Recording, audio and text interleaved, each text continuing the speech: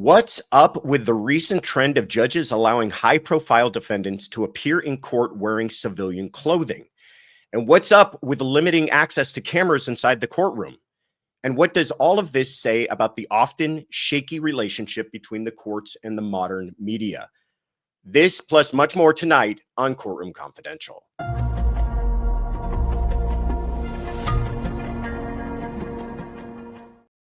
Hello, everybody. Good evening and welcome to Wednesday Night Live from Courtroom Confidential, the fastest growing true crime news channel on YouTube. Thank you all so much for being here. I see Felicia Herbstraith and Bess Nancy and Kathy and Cody in Tennessee and so many familiar faces. Welcome back, everybody. If this is the time that you're returning to us for the 100th time, we appreciate your support and we appreciate you being here. It's going to be a great show. For those of you who might be new tonight, let me introduce myself. My name is Joshua Ritter. I'm a former prosecutor with the Los Angeles District Attorney's Office.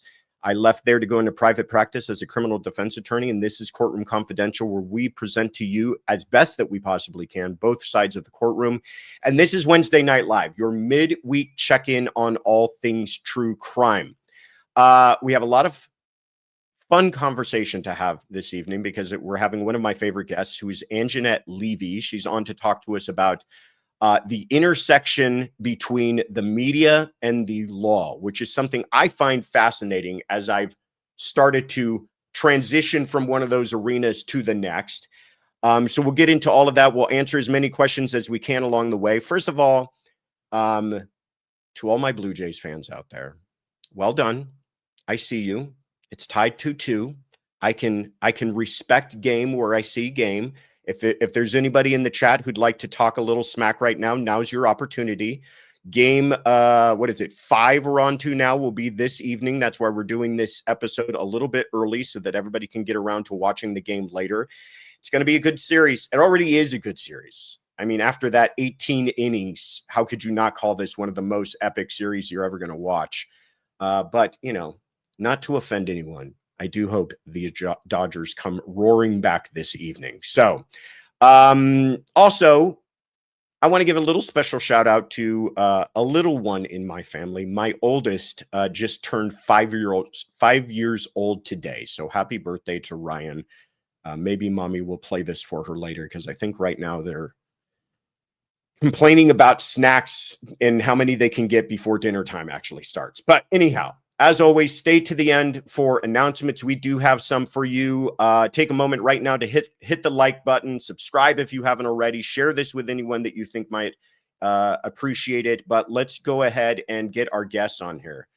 Hey, Anjanette, how are you? Hey, Josh, I'm well. How are you? I'm doing very good. Like I said, it was our oldest's birthday today. But if I don't know if you've dealt with this with your little ones, but they don't have a birthday. They have like a birth season. Yes. So we've been having many different celebrations for her, including culminating all in today. It's like it is very much a season. You're right about that because there's like the build up. Yeah. There's massive build up to the main event. And then sometimes there's like a family party, depending on the age. Yeah. And then there's like the school friends party. Yes. And the whole shebang. And the thing about the snacks, you're going to be fighting that for a really, really long time.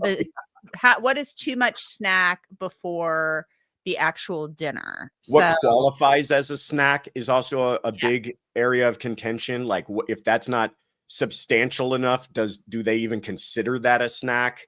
A lot of that going on in the Ritter household. A lot of, strangely enough, they're very good at arguing, these little ones. I don't know where they get that from. It's so annoying too, because you and I, with our jobs, words, that's what we do, right? Yeah. And then these like little humans come into our lives who run circles around you. Yes. And you're just like, where are you getting that in your brain? You're supposed to listen to me. So my thing is, my advice, just stay calm, try not to react, do your best. Although I'm not going to lie to you, sometimes it's hard not to react at the end of a long day, especially, but just like try to like it's hard to reason with like a 2-year-old, 3-year-old, 4-year-old. It's even hard to reason with like a 10-year-old. Yeah. But I'm just saying, like, they're smart. They're smarter than you think. My go-to way of handling it is to say, "What did your mother say?" And then they either tell me the truth or they lie, and either Yes, way, I I hate it go, when they "Okay, that's lie. fine." When they Yeah. lie. Mommy said it's fine. Okay, well, then I don't care. Go ahead and have whatever you want. Yeah, my Um, thing is usually like, like, you're a kid. You don't really you get to, like, make a decision between, like, okay, the carrot or the apple. I mean, that's, like, your choice, right? Like, right. not the Cheetos or whatever. We don't buy Cheetos, but anyway. Um, I was trying to find a good way to segue this. I was gonna say, speaking of children, but that's not exactly true. Tyler Robinson was in court on Monday, and it was a hearing that people covered. I don't know if it's the in the grand scheme of things with this case, it's probably not the most important thing that's ever going to happen in this case, Right. but it really got me thinking about this, how the courts seem to be, in my view, becoming far more sensitive to media attention than they may have ever been in the past. And I know you may feel a little bit differently about this, and I think you're the perfect guest to talk to about this because you've spent your entire career dealing with that intersection between the media and the court system. And I, my perception, and maybe this is anecdotal, but it does seem like judges are becoming more sensitive to it. So just to set the table, and then I want to hear your thoughts on it. Recently, with Tyler Robinson, he's accused of assassinating Charlie Kirk. This took place in September of this year at Utah Valley University. Mhm.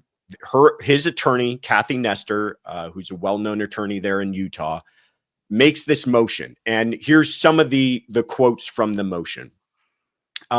In the face of worldwide scrutiny, permitting Mr. Robinson to wear civilian clothing for court appearances is a minor inconvenience compared to the already present concerns with securing a fair trial before an impartial jury. With each development in the case generating thousands of articles and comments online, the likelihood of potential jurors seeing and drawing conclusions regarding Mr. Robinson's guilt and or deserved punishment for obvious signs of pretrial incarceration will only increase. Blah, blah, blah, blah, blah. It goes on and on and on to say we want him out of the jail garb, the shackles, the suicide vest. We want all of that. And the judge went for it. Judge Graff, his name is Judge Tony Graff. And when I say went for it, I don't mean he was like bamboozled. He agreed with the arguments, and he says the court finds that Mr. Robinson's right to the presumption of innocence outweighs the minimal inconvenience of permitting civilian attire. Mr. Robinson shall be dressed as one who is presumed innocent. So he's going to allow him to wear civilian clothing, whatever that means, in court for every pretrial hearing without a jury present. And the cameras are instructed not to photograph him shackled. So not to show handcuffs or leg restraints when he's coming in and out of the courtroom, but only to photograph him as if he's not restrained. First, I'll just let you give an impression on that. Do you agree with it? Do you like it? Do you think it's where do you stand on it?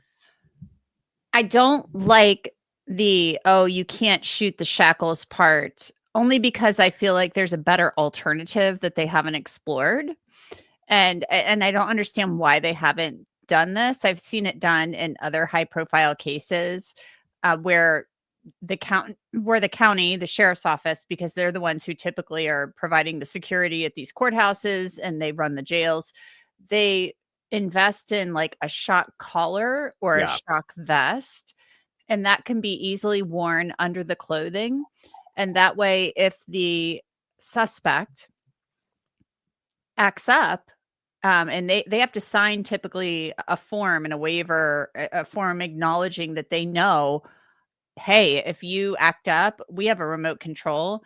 And guess what? We can send like 80,000 volts into your body, and it's going to like make you basically lose control of your bodily functions. And you're just going to fall on the ground and like defecate on yourself. I mean, that's essentially what happens. Right. And so I've seen other cases, many, like the Pike County Massacre, all the suspects, all the defendants in that case wore a shock vest for all of their proceedings. Interesting. Yeah. So, because their attorneys made the motion and asked that their clients appear in street clothes, and the motion was granted. And so that's what happened. And so there's another alternative for this. And maybe they've determined that this guy's too much of a risk. I don't know. There was a sealed hearing about this on Friday of last week. And that's my only thing is, are they insisting that he be shackled and handcuffed because maybe they've determined he's too much of a risk? Maybe they think he's too crafty. I mean, we saw him literally allegedly, I should say, jump off of a building to run away from the scene of the shooting. So maybe they think he's too wily.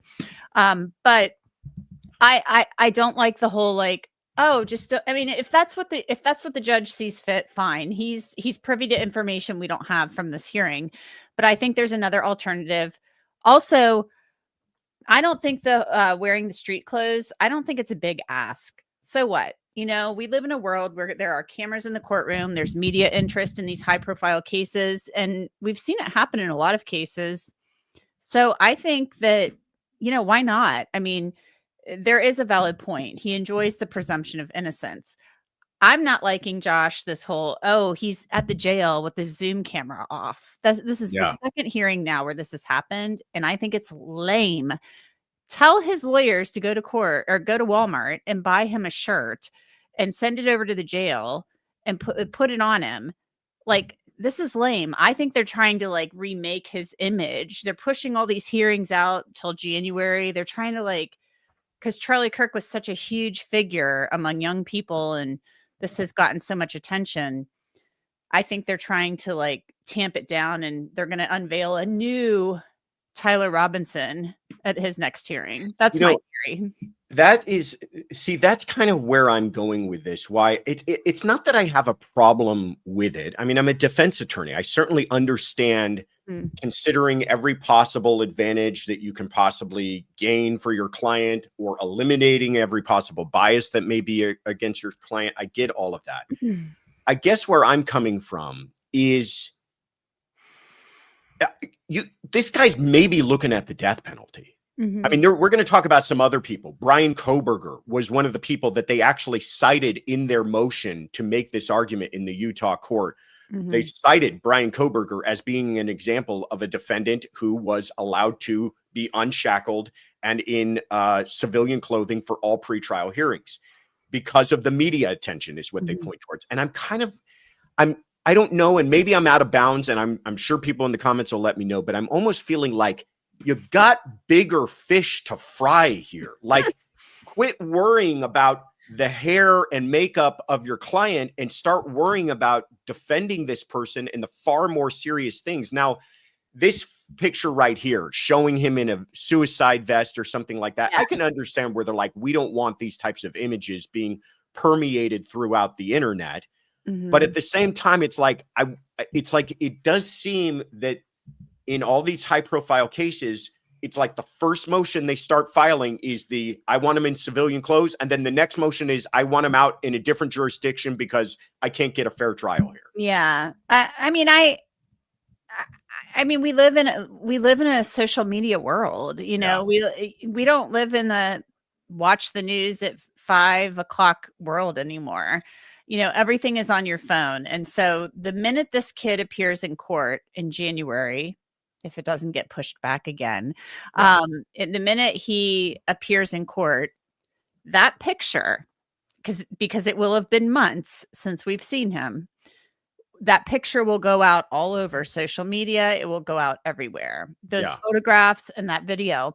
So they want him in street clothes. And so because there will probably likely be many, many pretrial hearings, they're going to make him look like, what is he, 22? I can't remember.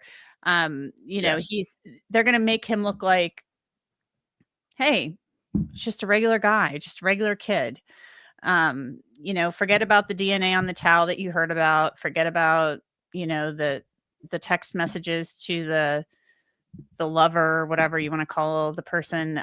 So that's what they're trying to do. And I first saw this 20 years ago, 19 years ago, really. But back when I covered the Teresa Halbach murder case in Wisconsin. The attorneys in that case, she was murdered in 2005. And when he got new attorneys in early 2006, Dean Strang was the lead counsel, and he came in and made this motion to have him appear in street clothes because he enjoyed the presumption of innocence for Stephen Avery. And so the judge granted it, said, look, he looks like the guy, he's on TV all the time, and he looks like the guy in the Monopoly game, with the jail suit. So, and he did, the black and white jail suit. So, he didn't want him in restraints. And so in every pretrial hearing from moving forward for over a year, he appeared in street clothes in these hearings. And that was the first time I saw it. And so I've seen it in many, many high profile cases ever since. And then his co-defendant, Brendan, also, his attorneys did the same thing. So I think there is something to it. I mean, the mug shots all over the news in a high profile case. And I've actually had people who work in news say, every time I see a mug shot, I just think somebody's, guilty. And I'm like, really? Because I just see a mug shot and I just see a really bad picture. Like, it doesn't necessarily make me feel like somebody's guilty. Yeah. But maybe it's because I cover the courts. So yes, you do have bigger fish to fry. I get it. But when you live in a world that we live in, where everybody's got news on their phone and TikToks and all of this stuff, image is important. I mean, you're likely maybe going to have to pick a jury. Yeah. So, and they're trying to erase everything that's been out there. And honestly, Josh, don't you feel like it's actually not been that bad? I mean, there was a manhunt underway for 33 hours. Then they had a couple of press conferences. Nobody's been leaking like crazy about this case. So I think they may be like crying foul about way too much, because now there's a gag order too, which I totally hate. Hate. So I think the defense is being a little bit silly. I mean, he's accused of murdering Charlie Kirk. What do you expect? Yeah. I have some other thoughts on this, but you reminded me when you said about mug shots and how people immediately think they're guilty. I had a trial when I was a prosecutor where I would like to, in my opening statements, I would do a PowerPoint presentation, and I would have photographs of the defendants, and I would insert them when I was talking about them into the PowerPoint. But I would always, so I would insert these photographs, and we're going through the PowerPoint ahead of time because the defense had asked to see it, and they start losing their heads and objecting and saying, you're putting in mug shots of our client, and that's going to make them look guilty, and they're going to presume that they're guilty because it's mug shots. And I was able to, with a smirk on my face, say, no, these are in fact their DMV photos. Yeah, their driver's license. Right. This is their driver's license photos that I've put in here. Yeah. But I mean, the point being is that, like, I get it. People are hypersensitive to portraying someone a certain way. But also, to me, there's a little bit of, and you kind of touched on this, there's a little silliness in this, in that, like, do you really feel that a jury is going to come in there and convict your client of murder because they saw a picture of him from a couple months ago where they're in prison clothing when they're inside of a courtroom? Or is it going to be the DNA on the gun and the confession that you made and the videotape and all of the other forensic evidence and everything else that they are able to tie your client to? You know what I'm saying? Like, you're really kind of, the phrase, and I'm probably going to get heat for this, but the phrase of lipstick on a pig starts to come to mind, where it's like, what are you really concerned about here? Or are you just covering everything? And in which case, again, lawyers got a lawyer, and I understand that. Yeah, well, maybe it is a case of lawyers got a lawyer. And when I said I first saw this back in 2006 with the Stephen Avery case, his lawyer was getting paid a lot of money, and he was like a true believer, right? He was like a just big time defense attorney. And you know, the defense attorneys, they have people who do studies on all this stuff, and I'm sure somebody did a study about this and wrote a paper and got, you know, a PhD talking about this or something, you know, they wrote their thesis or doctoral whatever on this.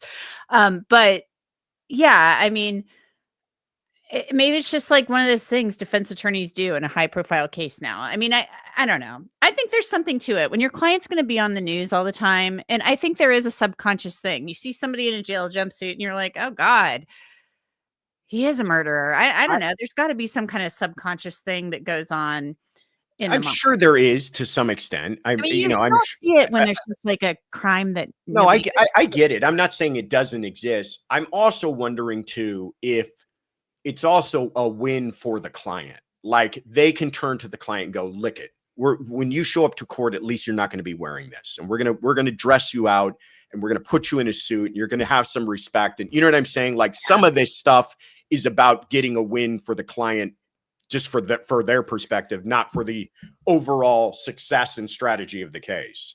Or maybe when they make this motion, you're like, oh, they really know their guy is screwed or their gal. Yeah. You know, like they know something really bad. They know it's bad when they make this motion. Yeah.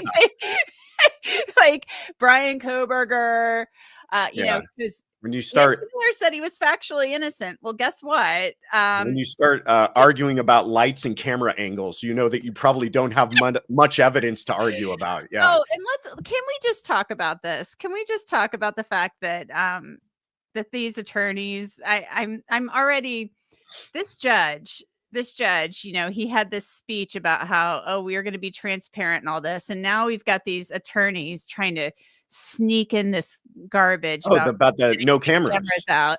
I'm like, get out. I kind of want to get them all in a row and be like, get out of here with that crap. Like, come on. This is do not turn this into Idaho all over again.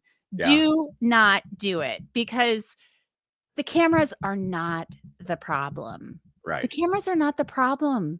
Right. This is the world in which we live. Learn how to operate in it. Well, and it's ironic too that you want to use it, right? You want to use the media attention to some extent because you want your client photographed favorably and shown in a suit so that we don't affect their presumption of innocence. But then at the same time, you want it completely out of it. Like there's a little bit of a irony going on there that it's like, how do you make the argument that I want him dressed out, but then I also don't even want cameras seeing him? You know what I mean? It is so maddening to me when these lawyers try to get the cameras kicked out, because I just think to myself, like, you want us around when you want us around. Right. Because I watched very clearly in the Koberger case, like the Idaho case, I watched very closely and clearly as Ann Taylor is stomping her feet and claiming everybody's zooming in on her papers and all this nonsense.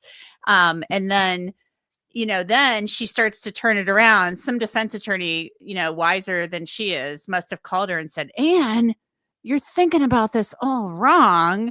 You got to like get your message out with the cameras. And then all of a sudden they were like, oh, well, maybe we could put a camera in the back, like C-SPAN. And, you know, like then like they started warming up to the idea. And then they started trying to like put stuff out there that they knew that the media would bite on. I could see it. I knew it. I could see exactly what was going on. But you know what made me mad about that? The prosecution even tried to join them in getting the cameras kicked out. And I thought it was so gross. I'm like, these cases, you go out and ask the public for help. You were asking the public for tips, even though you knew you had the DNA and you were going to get that back from Othram at the time. And it's like you want the public around when you want them, but then like we don't try. This is not the dark ages. We do not try cases in the dark here. Like this is the United States of America. Get over it. You make an excellent point too, especially for the prosecution. The defense, I'm kind of like fine with them asking for whatever because their whole strategy is just to win. But for the prosecution, they need to. Part of what they're doing should be establishing the integrity of the system and how justice is done. And if you're saying, I want to prosecute this guy and put him in prison for the rest of his life, but I don't want the public seeing how I do it, that's a problem. That's a total I don't problem. think the prosecution should ever say, I'm fine when they're like, we don't have a position, but I don't think they should ever say no cameras or we're requesting no cameras. Because to me, that then that's when conspiracy theories start to fly. That's when people start to say, well, what are you guys hiding? The prosecution, the government should never be doing that, in my view.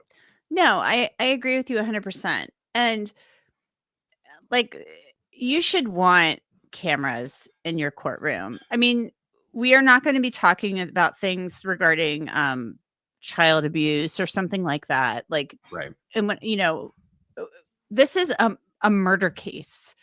The cameras need to be in there, and there are precautions that can be taken so gruesome, grisly photos don't make it out into the public sphere.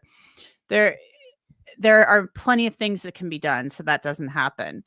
Autopsy photos and things like that. So I think it's just a weird, gross overreaction when the whole, oh my God, no cameras. Yeah. I'm like, what year is this? Like, what year is this? This is 2025. No, we're going to talk about it a little bit more because something happened in a case out of Colorado that has me a little livid. But I want to talk more about this. But let's go back to the how they're portrayed in court. No, go ahead and put that up. I'll think. I saw something about the Dodgers. Yeah, Julia the nurse says, I will admit the Dodgers are a formidable foe, but the Jays are going to take it back here in Toronto. The Jays are playing for the whole country. I'll make sure your jersey has Ritter on the back. If you get me a jersey, Julia, I will wear the jersey. I don't know how exactly the Toronto Blue Jays became America's team. Well, they're playing for the whole country of Canada. Sorry. They're playing for the whole country of Canada. I think there are a couple of Dodgers fans in the chat. I'm hoping. Let's just say it's an excellent series so far. And quietly inside of my head, I'm hoping for a different outcome from last night tonight. But thank you, Julia. Getting back to this idea about how they appear in court. And again, just so we're all clear, when it comes to trial, I'm all on board. When it comes to trial, I think they should be fully dressed out. I think they should be unshackled. I think all accommodation should be made for the idea that they don't appear to be an already convicted person when they're in court for trial in front of a jury.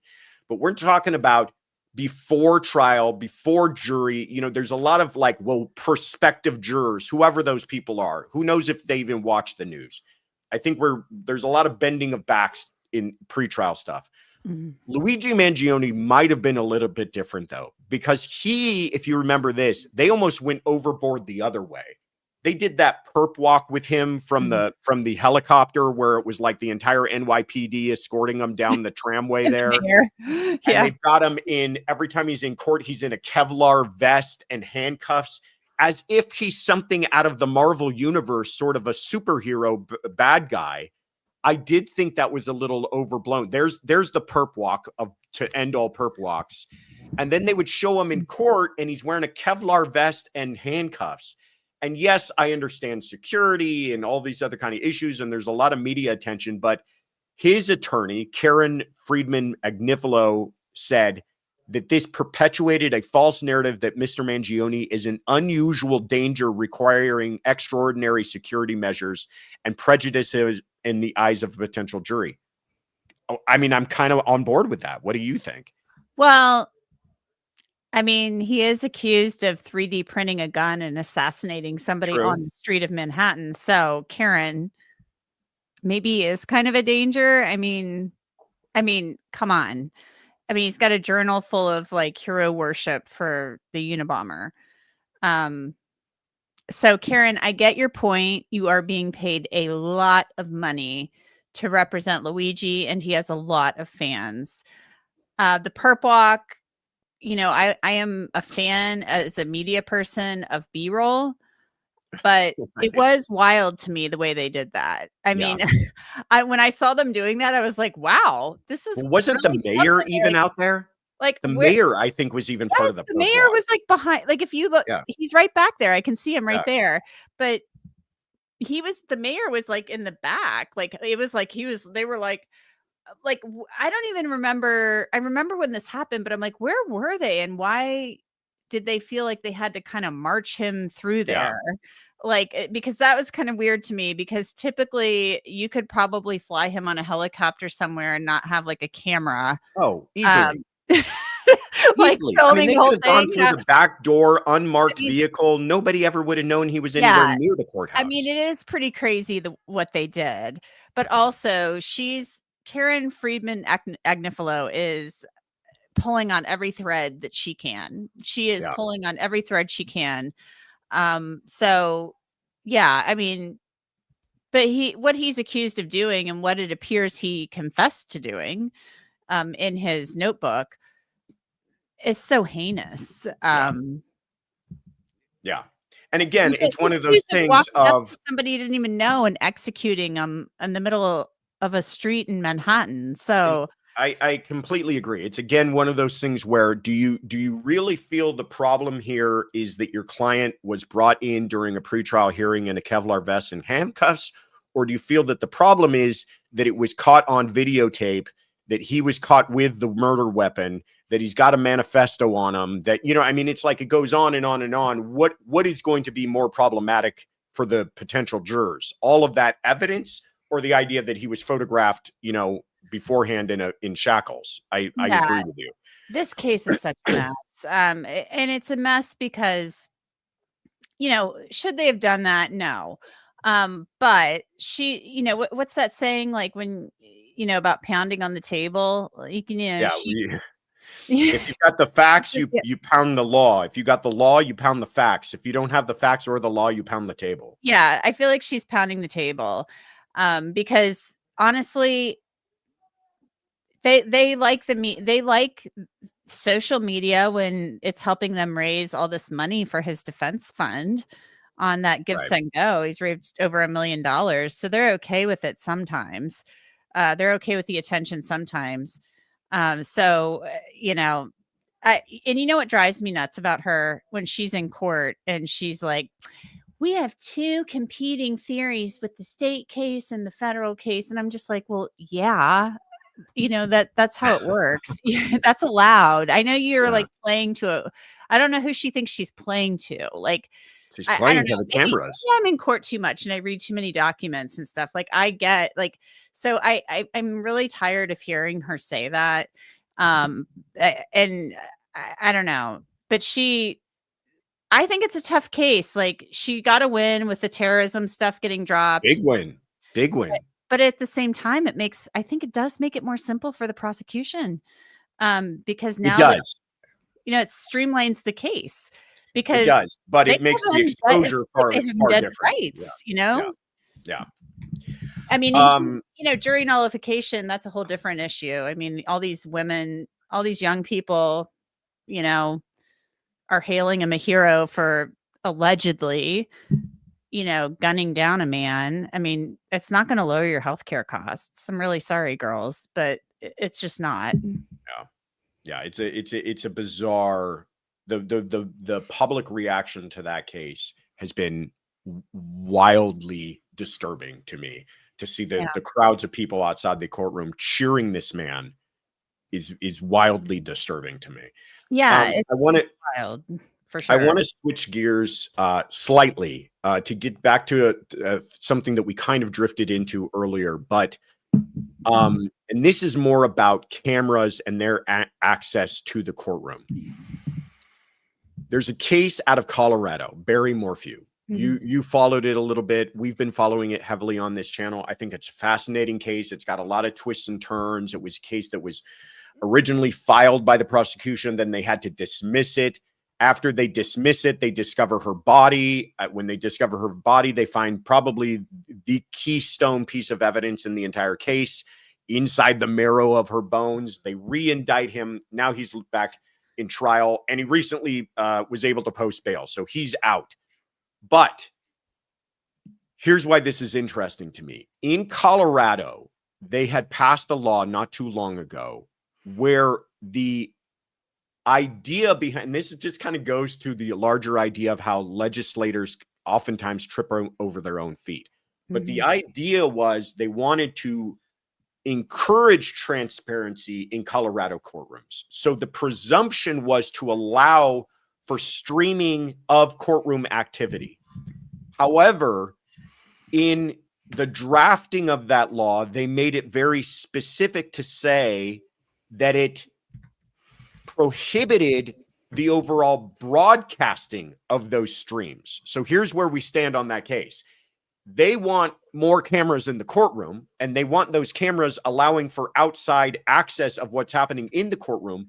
But if you try to take that stream and put it on something like, say, YouTube, then they're going to shut the whole thing down. So recently what happened in this case is the judge found out that a court hearing, a pretrial hearing of Barry Morphew, was a YouTuber had taken that stream and broadcast it on their channel, and people had commented on it. And the judge, I'm just going to read some of the response here from the judge.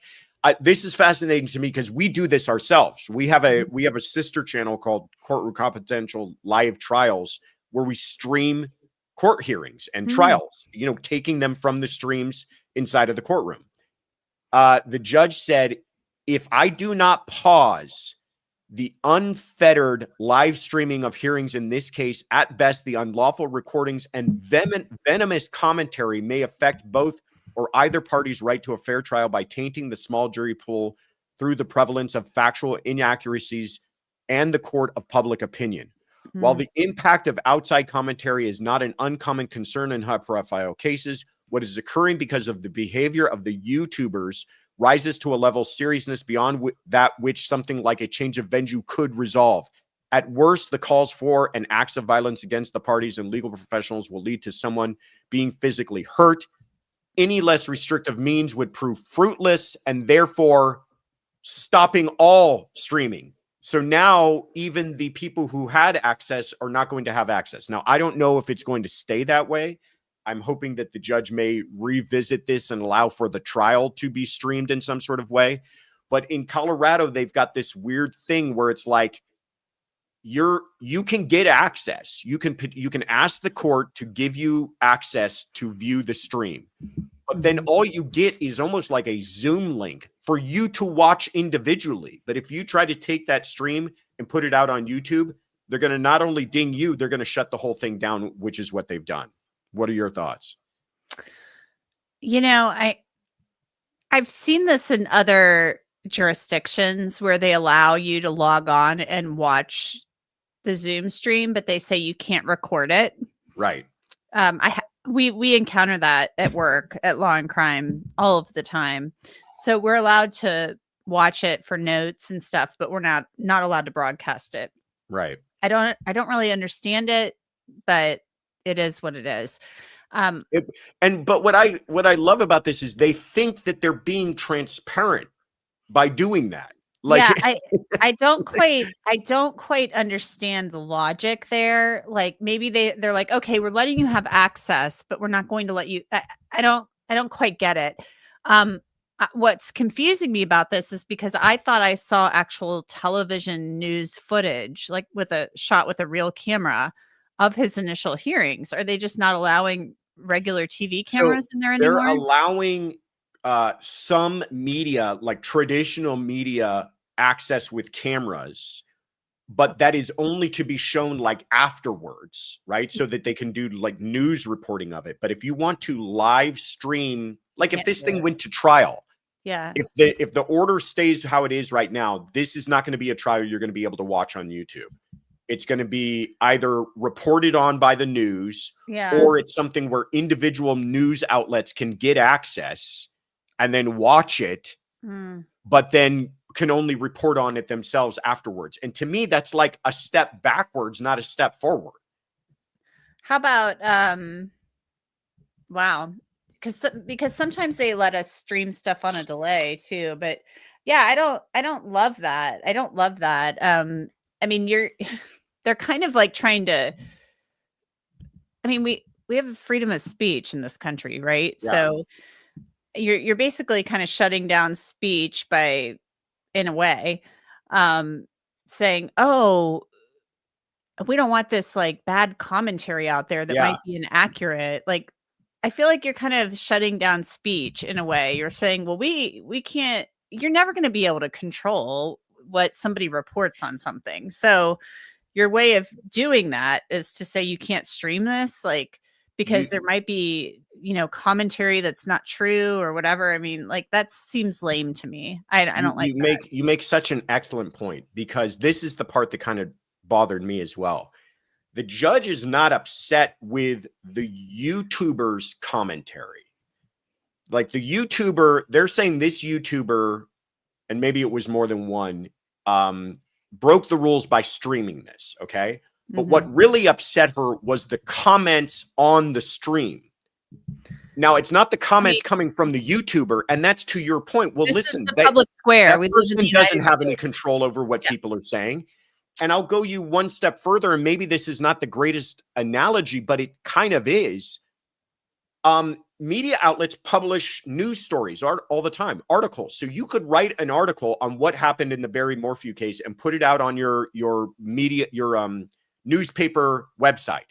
And Mhm. they open comments many times. Well, what if Right. those comments fill up with a bunch of hatred in response to that media article? Like, now are they going to shut that down? It's, you know what I'm saying? You make an excellent point. It's not the person who's providing it that's somehow stirring up controversy. It's the people responding to it that the judge was so bothered by. Right. And in some respects, I feel like, you know, people turn into keyboard warriors. We see it all the time, like online. They can hide behind a keyboard and say stupid stuff. They get really brave and bold. Um, I mean, I don't like that. I don't like that people say, but they have a right to say it. And by the judge saying, "Well, I don't like that. I don't like the comments on there." I mean, you're an arm of the you're part of the government, and you're basically saying, "Well, I don't like that. I don't like that speech." And so that seems gross to me. Like a Yeah. so I don't like it either. I might not like it, but I can't, if I work for the government, say you can't do that. And so I'm going to shut down your ability to stream the feed because I don't like that. That seems Yeah. that I don't that seems ripe for some type of legal challenge. I'm surprised the media hasn't gotten together and challenged that. I'm surprised too, and I think they should. And I think how the courts are getting away with it at this point is they're hiding behind the idea of, like, listen, we're allowed to protect the integrity of the trial. And I agree with that. I think that there should be a concern for protecting the integrity of the trial. I think there should also be a concern for protecting the safety of people involved. Like, if people are making death threats, I get that as well. Mm-hmm. And then they're also saying, well, we're allowing this to be an open courtroom. In fact, we're making it even more open because you can have access from outside of the courtroom. But that's not what we're talking about when we're talking about transparency. When we're talking about transparency, we're talking about broadcasting that. We're talking about, law and crime, court TV, YouTubers being able to broadcast that more generally to people. Mm-hmm. Yeah, and I mean that's transparency. I mean, letting people log on and watch the trial, that's transparency, not having it cut up into, if you're saying, "Oh, well, the local news can come in and film it." You know what you get on local news?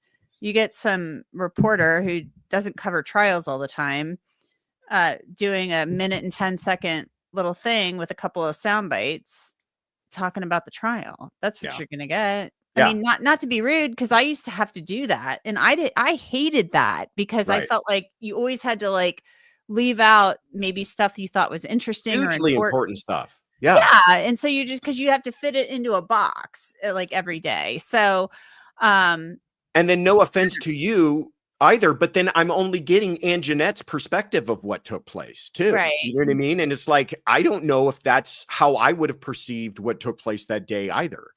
Yeah. No, I agree. And so, especially in a case like this Barry Morphew case, like, come on, like, open it up. You've Yeah. charged the guy once, the thing, and there were no cameras allowed in there for all that mess, and it got tossed because there were some shenanigans. Now you've come up with this BAM, the tranquilizer drug that you found in Suzanne's bones, you say, and that Barry's the only guy that, so however many mile radius that had access to that or ordered it. Open it up. Yeah, Open it up. You've charged I this guy agree. now a second time. Open it up. We're in this weird, and maybe we've been in it for a while, but I feel like now maybe I'm just more sensitive than ever before. But we're in this weird, like, growing pains area where I feel like the courts need to just finally realize they're not going to turn the tide. They're not going to, the dam is coming down, and they need to just allow this and do it in a way that's respectful and preserves the integrity of the judicial process, but just realize cameras in courts are going to be a thing. I mean, I think they are. And there are so many, there are states that don't allow it. And I don't like that. I think it's wrong. I don't understand why. I mean, look at California. It's like ever since OJ, they're like, oh God, no. Yeah. It's very rare that you see California's or cameras in a courtroom in California anymore. I don't get it. I'm like, just let the cameras in. Like, I don't get it. And the entire federal system doesn't allow it, which is no, ridiculous. I mean, the Sean Combs thing, I would read those transcripts a lot at night after we would get the transcripts. And I kind of felt like I would get a lot more out of reading those transcripts than I did out of reading some of the news stuff or listening to people talk about it, So, because I wasn't really shocked when he was acquitted on the RICO after reading the transcripts. I mean, I didn't read every single one of the transcripts, but I read enough and talked to enough people who were in the courtroom every day that where I was like, yeah, I'm not really surprised, So, but watching some news, I was like, I think they're getting it wrong, So I think that you have to, I think you gotta open it up. I don't, I get these concerns. I get the concerns, but you're always going to have issues no matter what. You will always have issues, whether there are cameras in there or not. And it's like, if you have to pick where you're going to have less harm, I think you're going to have less harm with more transparency than you will without it. Can you stick around for a few questions from people? Can I just add something really quickly? Please. I can. The Derek Chauvin trial, horrible case, up there in Minnesota. Judge Cahill in that case, they don't have cameras in the court in Minnesota. But Judge Cahill said, let the cameras in. The AG didn't want cameras in. And he said, it's COVID. Let the cameras in. Yeah. He has become an advocate for allowing cameras in court. So there you go. I'm all about it. Yeah. All right. First, I want to thank Afton. Thank you so much for gifting the memberships. Appreciate you. Cody in Tennessee, thank you so much for the buying the mods at coffee. We appreciate you, Cody. And Porter, thank you so much for buying coffee for the mods. The mods are not going to be able to sleep tonight, but thank you for all that coffee. All right.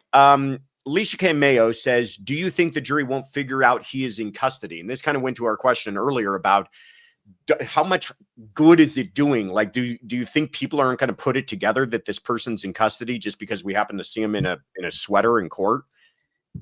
People don't follow the news like we do. There are just like regular people out there working every day doing their jobs. And by the time this case gets to trial, if it actually goes to trial, if they don't work out some kind of deal for him to just do life in prison without parole, and who knows, maybe they'll get all the evidence thrown out and the guy will walk out the door too. I don't know. But I'm just saying, like, there's a lot of people that don't watch the news and don't follow it. You'd be shocked. Go to jury selection one day and you'll be like, I say that all the time. How did these people not know what's going on in the world? I say it all the time. I've worked on some very high profile cases that we thought there's no way we're going to find jurors who don't know about this case. And there are people who are like, I have no idea who you're talking about. Yeah. People are busy. They have lives, I got my kids. I'm worried about my kids. I'm worried about the Kardashians. I'm not worried about whoever this is that your client is, Right. Maureen from Monterey. Thank you. Maureen says, do you think lawyers act differently when there are cameras, or is there too much else to think about in court? I'll tell you what I think, but you've had a lot of experience. Do you think they act different? I think it depends on the lawyers. I think, maybe they are a little more performative. But I don't know. I don't know, maybe. But I think I'm all for it. I mean, mean, I don't think it should change the idea of having cameras, no. but I also fully believe they change how they behave in court. I've seen it myself. I've had cameras in court, and I know that I change a little bit how I behave. Well, Hopefully, not becoming a fake person, but you're no. aware of the cameras. Well, yeah, you should be aware of the cameras. Like, but also trials, I mean, they are they are a bit of theater. I'm not gonna, I mean, Mhm. and don't take that wrong when I say that. If you're a trial attorney, you've got to have a little bit of like gusto, or at least you Yeah, should. yeah, You should. And I think you have to be able to keep the jury engaged and tell them a story. And if you're just going to get up there and be boring, like you got an issue. yeah, yeah. I will say though, the problem becomes when the judge starts acting different because there's cameras in courtroom, and I've Yeah. seen that too. And they start making ridiculous rulings and doing things all awful. That's where things start to present a problem. Like going Judge Ito. Yes, exactly. Person that comes to mind immediately. Jimmy McNutty, good to see you, my friend. Says, if you believe in free speech, then how can a judge issue a gag order? I mean, I'll I leave it am kind of on that anti-gag order. question. Me too. I'm all for the kind of standing orders that most judges have, and that is don't say something to the media that is confidential, that Yeah. is prejudicial, that is about an evidentiary ruling, or something that we're trying to keep from going public. Yeah. But the idea of a full-fledged gag order makes no sense to me, and I think is unfair.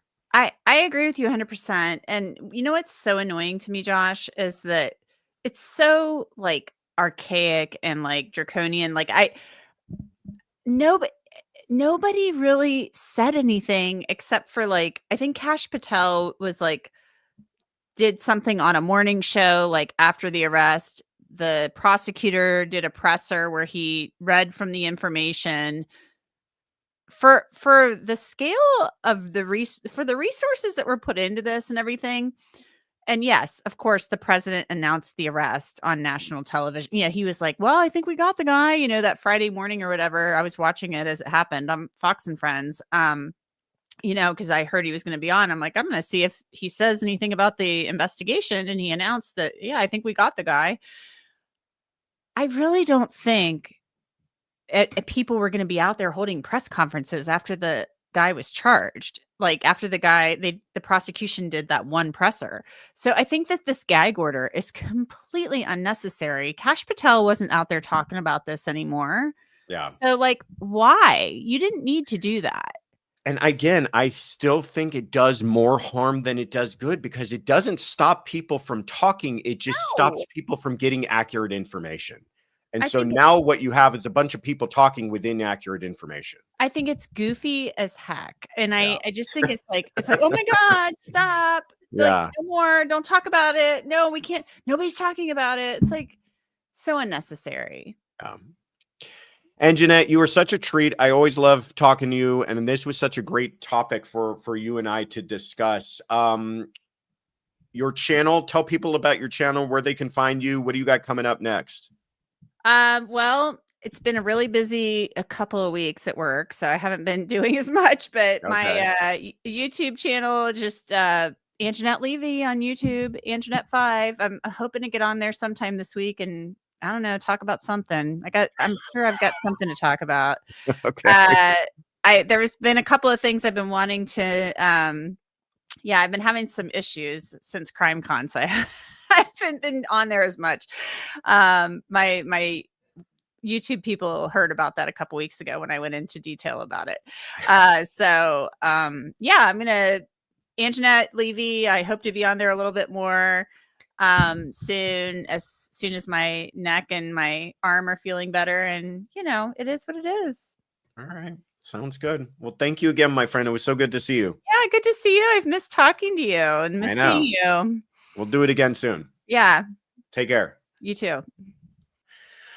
All right, everybody. Thank you so much to Ann Jeanette for spending some time with us. Best Nancy, thank you, says, hoping the Dodgers do us proud tonight. Yes, from your lips to the Lord's ears. Therapist, thank you so much for the gift of a membership. Appreciate that. Ann Potter has been a member for 2 months. A major milestone for me. Love this gang. That's very sweet. And Melissa Webb has been a member for 3 months. Happy to be here tonight. Go Dodgers. I love it. I got the crew out tonight. We're in full force. I'll take some love from the Blue Jays fans as well. I'm not going to be this is a worldwide operation here on Courtroom Confidential. All right, stick around. We have some announcements about things coming up. And I don't want you to miss anything. But first, before we do any of that, please listen to this quick word from our sponsor.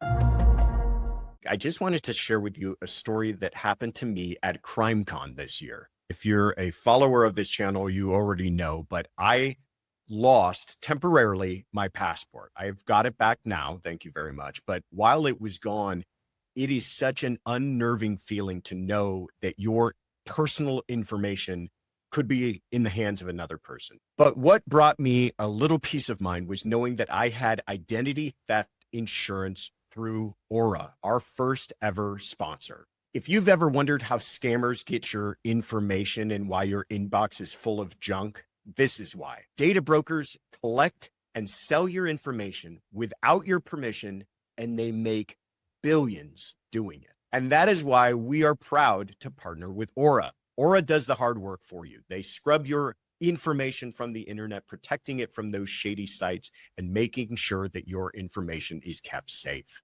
But it's more than just data removal. It's also about digital security. That's why I felt such comfort even when my passport was lost. You get dark web alerts, bank fraud monitoring, a VPN, antivirus, a password manager, and up to $5 million in identity theft insurance, all in one app. Try Aura today, free for 14 days at aura.com/courtroom confidential. It's free to try.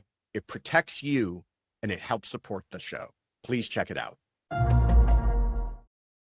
Check it out, guys. It's a great program. Actually, I got a bunch of marketing calls today, and I got to make sure that my Aura phone number is up to date so that they can shut all of that down. Next, have you been to thecourtroomconfidential.com? If you haven't, please check it out. It's our website, and it's where you can go for a lot of interesting information, updates, and things like where to leave us a message. Go to thecourtroomconfidential.com, and you can leave us a message where we will answer your questions live on Sunday for Sunday Fun Day. Click on that icon. Leave us a quick question, true crime related, and I will answer it live this coming Sunday. Also, membership. A lot of memberships went out today. I hope you received one of those, but if you didn't and you still want to be part of our membership program, click on Become a Member, and you can learn about all of the benefits of that. We put a lot of work into it. Also, merch.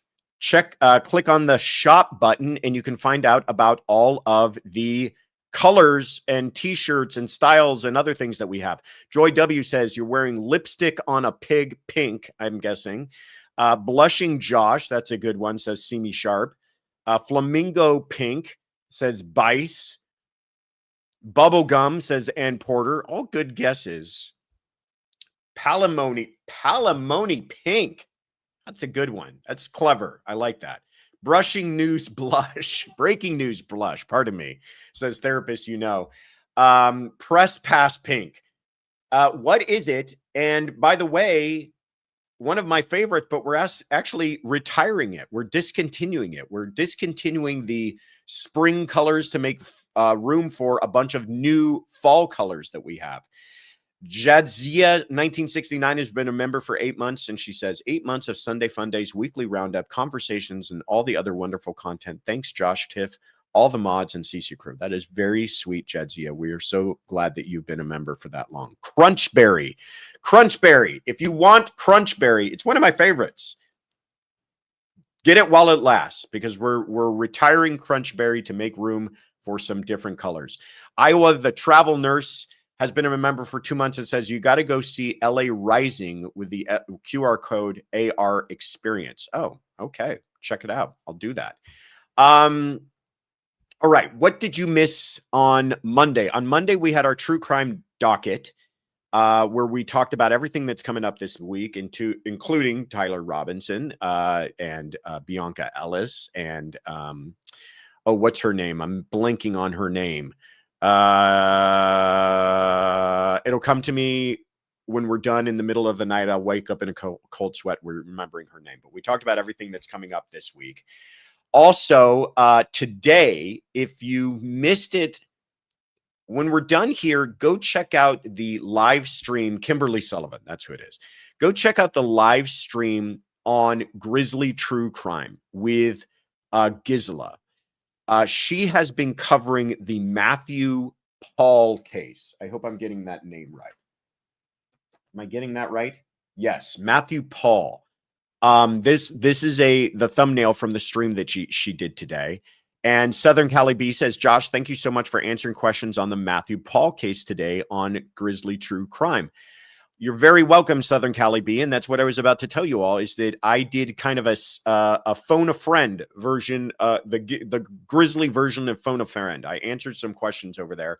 So more than that, I just wanted to send some love her way. Thank Gisela next time you talk to her. Send her a couple of juice boxes so she knows that the Courtroom Confidential crew has her back. Stay tuned. Friday is our weekly roundup, live at 2 p.m. Pacific, 5 p.m. Eastern. We're going to be covering everything that took place this week. There's the thumbnail. Be on the lookout for it. There's the cast of characters we'll be talking about. Sunday Fun Day is back, 9 a.m. Pacific, noon Eastern. You still have time to leave us a message. Please do. Go to thecourtroomconfidential.com and click on leave us a message. And I would love to hear from all of you. We get messages from all over the world. It's a fantastic time. If you know, you know. CrimeCon is coming up. CrimeCon in Vegas, May 29th through 31st.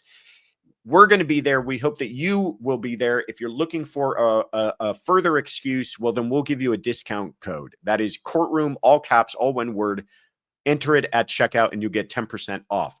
Let me thank some of our new members. To Gally Sinatra, Ali Oz, Fur Baby Ish, Common Sense, Mary Buckles, Curious Kim, Donna D, Paul Dalnaki, Nicolette Bostock, K Jones, JB, MLS, ADA, K Media, Rebecca Bridge, Kelly Murphy, Kenzie's the Newfies Mama, Rosemarie, Caitlin Kirkley, Lore E, aka Midwest Meemaw, Vicky Bogart, Hope Cornelius, Kit Kat, Eroy, and Nikki. You guys are all fantastic. It is game time. Thank you so much to the mods. You're fantastic. Afton, Shy Gal, Kathy, and Therapist, thank you for keeping us all in line and keeping everybody happy.